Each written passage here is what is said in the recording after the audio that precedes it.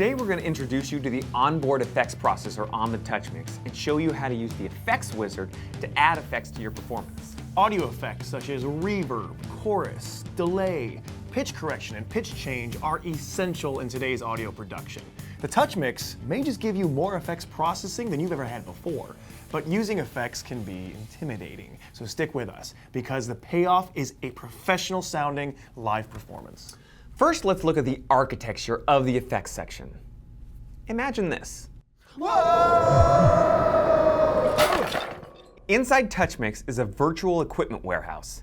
In the warehouse, there are 24 effects processors, 4 chorus processors, 4 pitch change processors, 4 dense reverb processors, 4 lush reverb processors, 4 mono delay processors, and 4 stereo delay processors. You can choose to use any 4 of these processors in any combination to use at any one time. Each of these processors has multiple presets. The reverb processors, for example, will have presets simulating various sizes of rooms and halls, as well as reverb plates. There may also be brighter or darker sounding variations and presets with longer or shorter reverb times. We can send the signal from any of the inputs to any effects processors. Once the processor has done its job by adding the wet sound, that's what we call the sound that's been processed through the effect, it can be blended back with the dry, unaffected sound from the inputs and sent on to the mixer's outputs.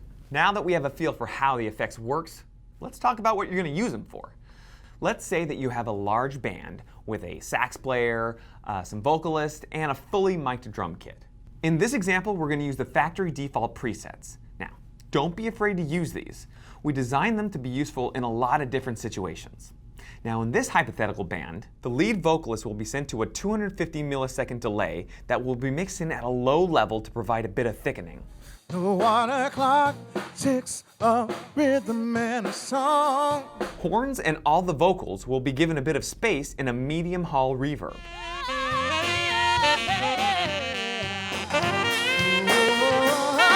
The snare and toms are all going to have a medium plate reverb applied to them. Plate reverb is a go-to effect for drums in a live sound environment. Note that you can send a channel to more than one effect. Our sax is also being sent to a pitch shift effect with a light detune preset. This will provide a subtle doubling.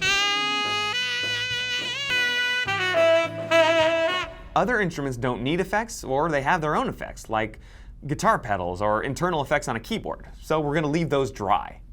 So now you understand the TouchMix effects, and you thought about what to do with the effects. Well, let's talk about the how. There are several ways to select and set up the effects on the TouchMix. Today, we're going to focus on the fastest and easiest method, which is the effects wizard. Now, much like the channel presets or pretty much anything else you find on the TouchMix, the effects wizard is designed to help you get the most out of your live performance. So let's say that you need to add some reverb to a tom drum, but you don't know which one is the best for your scenario. Well, the wizard helps you out with that. Let me show you what we mean. Start by pressing Wizard, then Effects Wizard. If this is your first time using the Effects Wizard, the mixer will default to FX Processor 1. Select a preset by using the Source, Type, and FX Style windows to choose an effect. You'll notice that not all the reverb types in the TouchMix are available for selection, just the ones that are most relevant and appropriate for the selected source. So just like the previous example where we selected a plate reverb for the toms, you'll see that plate reverb is available for use here, while hall reverb, an effect that might muddy up the drums in a mix, is not. Pretty smart, right? Use the master encoder to scroll up and down the list or drag on screen to see all the selections. Touch Recall once you've made a choice and confirm. The preset name will be displayed below the Type window. The preset has now been loaded, and now it's time to send audio to Effects 1. On your mixer, just decide which channels you want the effect to apply to and touch the corresponding button under Select Inputs to Feed. The selected channels are now feeding the effects processor. The moment you've selected an input, it is automatically sent to the effects processor and returned again, all at a nominal level. You don't have to adjust anything else. Now, is your performer going to want to hear effects in his stage monitor? Well, if so, that's easy to do. Just select the buttons under Select Aux Outputs to tell your mixer where the effect should go. If you find that you'd like to change the level of the effect, you can use the Master Effects fader here. You've still got 3 effects available, so touch one of the tabs on the top of the screen to set up another effect. And that's it. You've set up all your effects. And here's one more tip. The TouchMix has an FX mute button. You can use it to mute all the effects at the same time. This is really useful if the singer is talking between songs and you don't want to hear the reverb and delay on his speech. We're going to use it right now to demonstrate the difference that effects have on a mix. That's the way of a 40-night sky. We're living in the world high.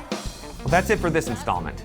If you want to dive even further into effects, check out our next installment, Advanced Effects. We'll see you then.